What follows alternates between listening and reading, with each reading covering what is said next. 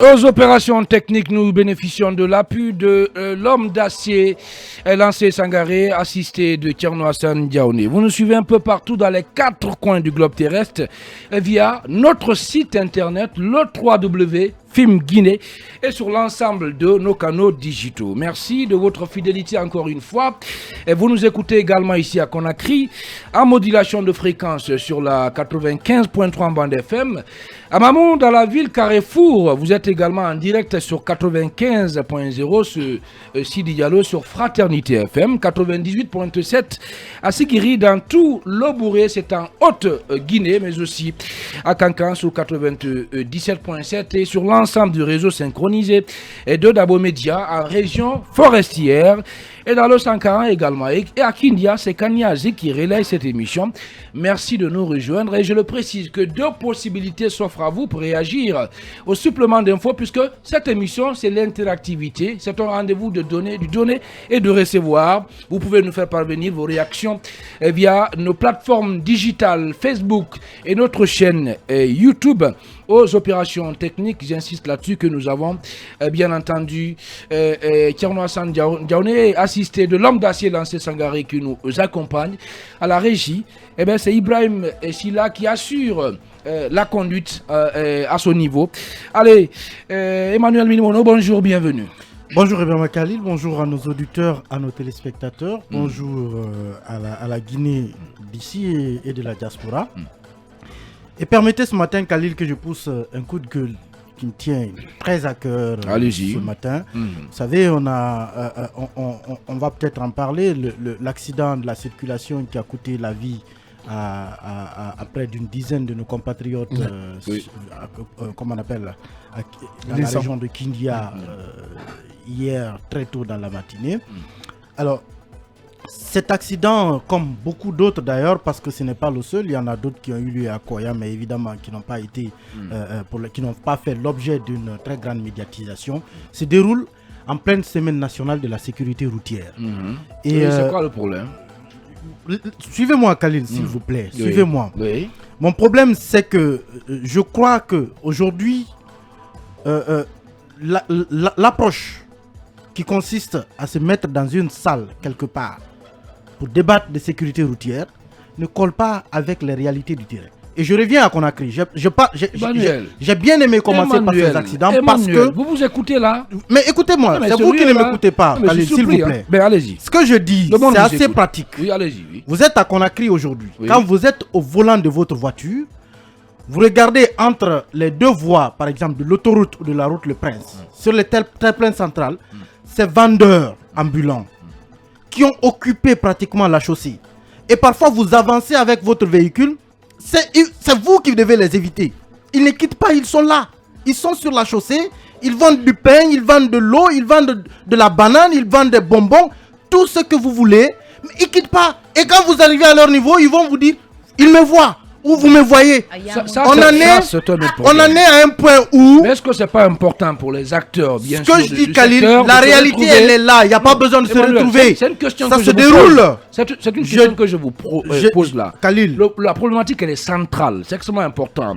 Vous ne trouvez pas, disons, pertinent que les acteurs du secteur se retrouvent pour réfléchir sur des pistes de solutions, d'accord, pour identifier les causes des accidents. Je vais vous répondre rapidement, voilà, Khalil. Je vais vous répondre rapidement. Je suis étonné, hein, très étonné. Ce sont des choses qui se déroulent à très forte concentration à côté des grands carrefours. Il y a des policiers aux grands carrefours. Vous avez besoin d'aller faire un séminaire pour dire à ces policiers d'enlever ces gens, de s'assurer qu'il n'y ait pas de commerce là-bas. À ce rythme-là, on va se réveiller un jour avec des gens qui ont installé des tables sur la route et qui ne bougeront pas. À ce rythme, parce qu'avant ça commençait avec 1 personne, 2 personnes, 3 personnes, il y en a de plus en plus aujourd'hui entre les 2 voies de la route. Et l'autre phénomène très dangereux qui est en train de se développer, et principalement d'ailleurs, ça c'est sur la route Le Prince, aujourd'hui vous avez des véhicules ou des motards, mais qui traversent d'une voie à une autre en montant sur les terre-pleins. Et parfois vous venez à vive allure, vous voyez un monsieur d'un seul coup qui clignote et qui vous coupe la voie, qui monte sur le terre-plein central et va descendre sur l'autre voie. On n'utilise plus les carrefours. Est-ce qu'on a besoin de faire un séminaire pour réprimer ce genre de choses sur le terrain? Dans un hôtel, il faut vous avez des policiers sur le terrain. Vous avez besoin d'un séminaire pour ça? Oui. Je pense que c'est assez dangereux. Un séminaire, mais pas dans un hôtel. Faites des séminaires au niveau des grandes circulations. Il ne faut pas qu'on attende. Ne vous enfermez pas. Il ne faut pas qu'on attende que la situation devienne incontrôlable, ingérable. Parce que la question de la sécurité routière, ce n'est pas que les accidents qui se déroulent sur les routes nationales. Mais ce qui se passe à Conakry, c'est encore plus sauvage que ce qui se fait à l'intérieur du pays. C'est plus sauvage que ce qui se fait sur les routes nationales. Il faut que les gens reviennent à l'humanité un peu. Qu'on dise, même si ce citoyen n'est pas conscient que là où il est, c'est dangereux pour lui, il faut agir pour l'empêcher d'y être. C'est cela la sécurité routière. Et on a des forces. On a des forces pour ça, on a la police pour ça. Il faut qu'on s'assure que ceux-là font leur travail. Même s'il faut aussi former les gens, c'est extrêmement important. Se retrouver, réfléchir sur des pistes de solutions, identifier les causes en tout cas du problème. Voilà. Et c'est important aussi de le mentionner. Allez, la reine du pays, Diarra Guirassy, très belle. Hein? Bonjour, bienvenue. Bonjour Khalil, bonjour à tous. Comment ça va? Oui, ça va. Ça fait plaisir. Hein? Oui, très plaisir de me retrouver parmi les hommes. Bien. Allez, Abouakar Condé, le directeur de l'information de la radio Sabari FM, bonjour, bienvenue. Bonjour Khalil, bonjour confrère. Si tu me permets, je voudrais aussi, pas un coup de gueule, mais un chapeau aux structures qui sont en charge de lutter contre les crimes et les drogues. Notamment les services spéciaux, également l'antidrogue, parce que vous savez que cette drogue qu'on appelle la couche est en train de faire ravage et heureusement le CNRD a éclaté le service qui était géré par Keboro. Il y a 23 services qui ont pour mission de lutter contre les crimes organisés, les grands banditismes. C'est pourquoi je tire chapeau à Abdul Malik Kone et également au commissaire Sangari du côté de l'antidrogue qui sont en train de se démerder. C'est pas facile parce que la couche, pour votre information, la couche vient d'une ville irakienne. Cette ville-là s'appelle Couche. Maintenant, cette couche-là qu'on transporte du côté des pays anglophones et lusophones, on met une autre substance qui fait qu'elle est devenue maintenant fatale pour les jeunes Guinéens qui sont en train de s'autodétruire. Donc, chapeau à Abdul Malik Kone et à Commissaire Sangari. Mais malheureusement, ce n'est pas suffisant. Il faut en faire assez. Il faut peut-être empêcher que les débarcadères, qu'on débarque cette drogue qui est en train vraiment de malmener les jeunes Guinéens. Mamadou Baldé, le Toubab, bonjour, bienvenue. Bonjour Ibrahim, bonjour à tous. Comment ça va? Oui, ça va bien. Allez, le vieux super barbu, très très barbu, qui ne veut pas du tout vieillir. Hein. Allez, bonjour, bienvenue. Bonjour Khalil, bonjour à toutes et à tous. Bonjour à Djeké, c'est en forêt. C'est à juste raison. Hein. Vous savez, à un moment donné, Djeké était devenu une localité très agitée à cause de l'instabilité de la Sogipa qui avait été très mal gérée à l'époque par un certain Bémi qui se retrouve devant la CRIEF désormais. Mais depuis plusieurs mois, la tranquillité est revenue dans cette localité.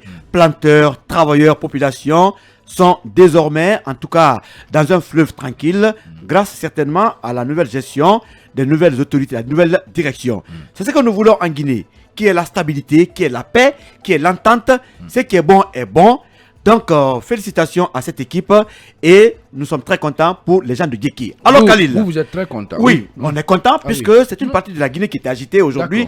Tout va bien. Les travailleurs, les planteurs, les populations. Mais vous faites du serré. Non, c'est pas du serré. Nous sommes très contents. Bien sûr. Je me fais le porte-parole des Guinéens qui sont contents. Je suis pas guinéen, moi. Ça dépend. Voilà. Alors, Khalil, je vais interpeller ce matin le colonel de Doumbouya. Monsieur le colonel président, votre message de faire l'amour à la Guinée passe très bien. Pour preuve, les motels sont devenus aujourd'hui des garages et parkings pour les VA. Donc les fonctionnaires hautement percés sont en train de faire l'amour à la Guinée dans ces motels.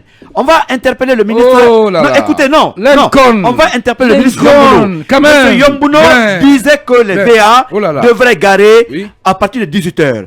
Mais entre 18h, 20h, 21h, allez dans les motels, vous trouverez beaucoup de VA. On dirait que... Une question simple. Oui. Comment vous l'avez su? Je suis reporter. Emma l'a dit hier. Allez. Emma l'a dit hier. Je travaille pour le service... C'est notre reporter de nuit. De nuit. Bien sûr. Donc, on va interpeller le ministre Yombuno. d'envoyer désormais des agents dans les motels parce que ces motels ne sont créez pas devenus... de problème quand Non, même. c'est pas ça. Non. C'est les parkings et des garages pour les VA. Mesurez. On leur a dit. Ce que vous dites, c'est trop grave. C'est pas grave, c'est la vérité. Là, vous voulez créer des problèmes aux promoteurs de motels, en tout cas du pays. Non, pas du tout. Pas du tout. Si On vous veut que demandez ces qu'on véhicules envoie des VA, agents là-bas, on veut que ces véhicules Bien. VA Allez. rentrent à la maison. Non. On n'a pas dit de parquer dans les motels pour continuer à faire l'amour à la Guinée. Est-ce que c'est ça l'amour? Ou Peut-être, d'en faire un cortège pour les mariages. Non. Parce que voilà, Mais il y, voilà, il y a des tout biens ça. qui sont utilisés pour ça. Donc faisons autrement l'amour à la Guinée. Cette façon, c'est pas du tout bon. Et hier, mes propos Bien. par rapport comment on appelle à l'UFDG, j'avais demandé un soutien d'un jeune du parti qui se marie à Kindia, mais ces propos sont devenus des problèmes à l'UFDG. Ah bon? Oui, beaucoup pensent qu'ils ont dénaturé le message. J'ai dit bien sûr que Amadou Djudlé se marie. C'est un militant fidèle, il a fait la prison, il a perdu ses parents, Bien. il était victime de vol.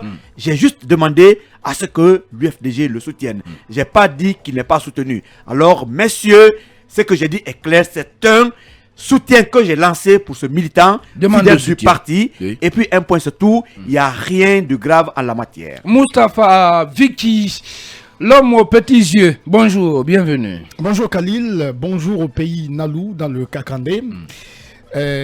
Bonjour spécial à si Lincoln dit bonjour à l'UFDG, moi je dis bonjour à l'ANADS, que je vais qualifier de commissariat de la pensée unique. Comment ça?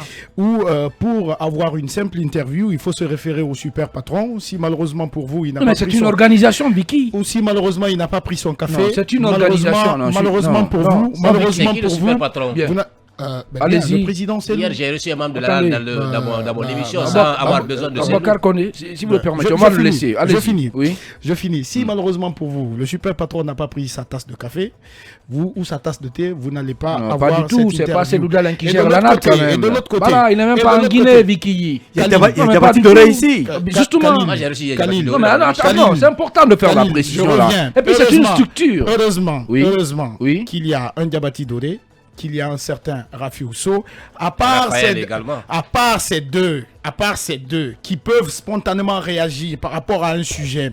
Vous avez tenté d'avoir Francis non, Abba. à part ces Ah deux, bah, vous avez disponible, tenté- c'est le Baldé, vous avez disponible. tenté- Non, vous avez Yoachem Baba tenté- Milimono. Lincoln. Vous avez tenté.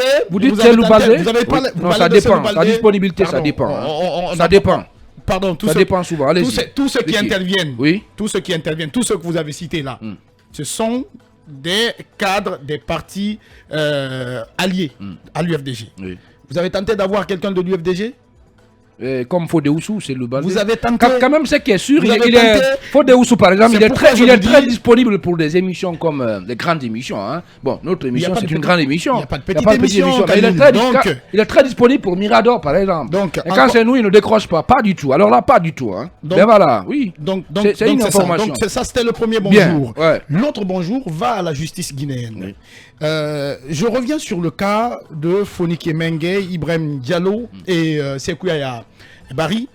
Vous vous rappelez, Khalil, depuis le 25 novembre dernier, la deuxième chambre de contrôle de l'instruction de la cour d'appel de Conakry a rendu un non-lieu partiel en faveur de ces trois détenus.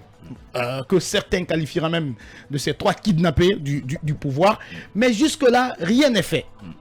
Rien n'est fait et le collectif a fait une nouvelle déclaration. Le collectif donc des avocats de ces trois détenus à date donc ce courrier. Ils ont adressé un courrier à la justice guinéenne à date, donc à la date d'hier, mercredi 7. Le courrier n'a reçu aucune réponse alors que ces trois détenus donc pour leur opinion est sans succès, détenu depuis le 1er août 2022, malgré que le dossier de la procédure soit totalement vide.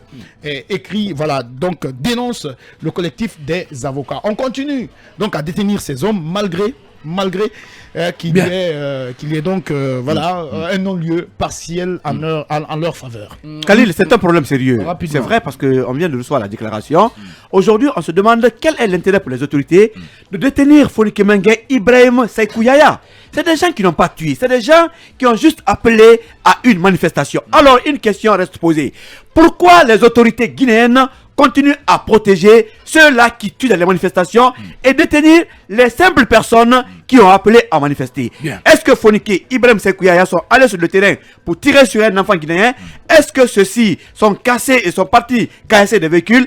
Est-ce que à travers leur appel à manifester, ils ont fait chuter un gouvernement? C'est pas la réalité. Aujourd'hui, la priorité devrait de nous retrouver tous ces criminels qui tuent dans les manifestations. Alors, que fait la justice guinéenne? La question reste encore à poser. Pendant que les uns et les autres crient au dialogue, mais on est en train de faire de l'injustice à des bons Guinéens qui ne veulent que la bonne marche du pays. Aujourd'hui, si le colonel n'est pas celui qui tire sur la ficelle, en tant que président, garant des institutions et des lois, il devrait se faire entendre par rapport au cas Fonike Mengue, Ibrahim Diallo, pourquoi pas Sekou Yahya, qui n'ont rien fait pour se trouver là. D'ailleurs, aujourd'hui, non, écoutez, attention, je vais terminer. Je suis bien partant. Je veux terminer. Non, il faut quand même. Je suis pas d'accord avec ce point. J'ai envie de le relever rapidement. Je suis d'accord que Ibrahim Diallo, Fonike Mengue et Sekou Yahya Bari ont besoin aujourd'hui de ce procès. Ils ont droit à ce procès. Si on ne les juge pas, qu'on les libère. Il faut qu'on organise le procès. Mais demandez au colonel Mamadi Doumbouya de se prononcer sur cela. Ça voudra lui dire, initiez-vous dans la place de procédure judiciaire, communiquez à l'appareil judiciaire pour qu'il agisse. Et demain, quand il va le faire en faveur de quelqu'un que vous ne soutenez pas, ça va, vous allez dénoncer une émission dans la marche de la justice. Il faut mettre le colonel Mamadi Doumbouya hors de cette affaire et faire en sorte que ceux qui sont chargés du dossier, les magistrats, le ministre de la Justice, que chacun s'assure que la justice est rendue pour les Guinéens de manière équitable et que ce monsieur ait un procès. C'est tout. Mais je pense pas qu'il faut... Il ne me comprend pas.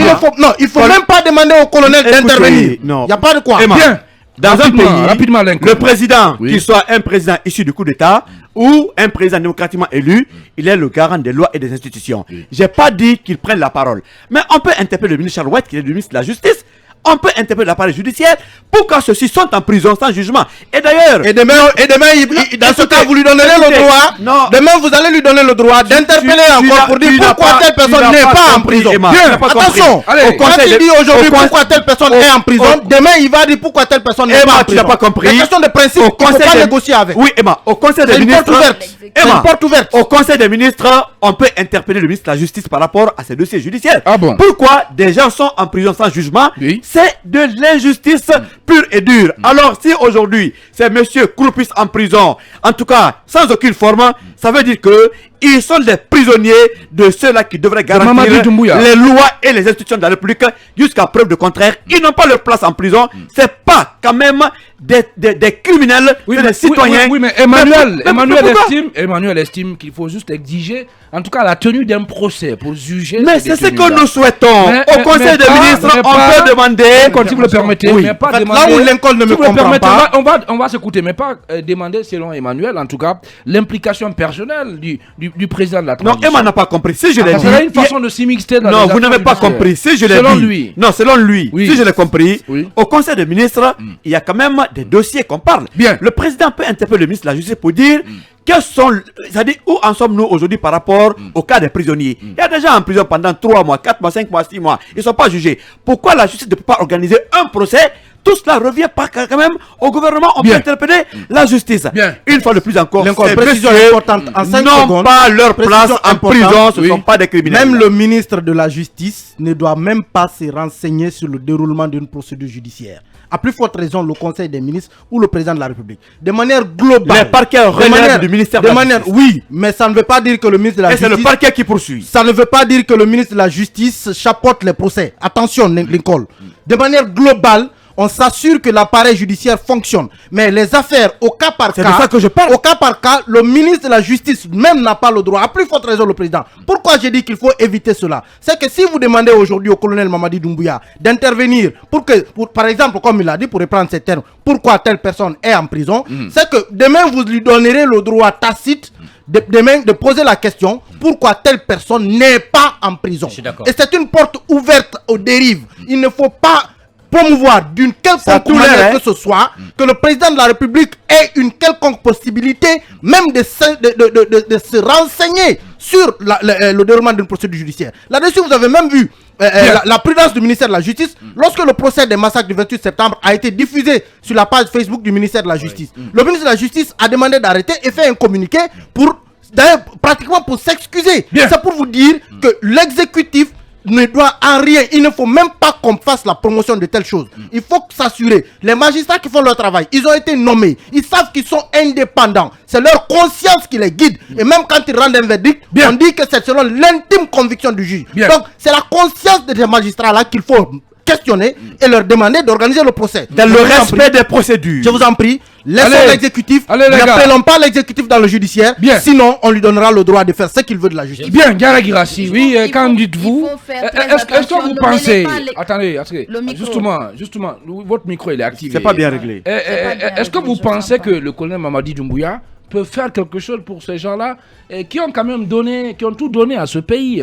Oui, mais c'est pas de son rôle, c'est pas au colonel. Il faut justement éviter de mêler l'exécutif. Mais ce sont des Guinéens, bon sang, Gara Girassi. Le pouvoir exécutif et le pouvoir judiciaire ne peuvent pas aller ensemble. Il faut éviter cela. On n'a pas dit que le colonel doit aller en prison, le faire sortir. Mais il peut demander à la justice de faire son travail, bon sang. Il y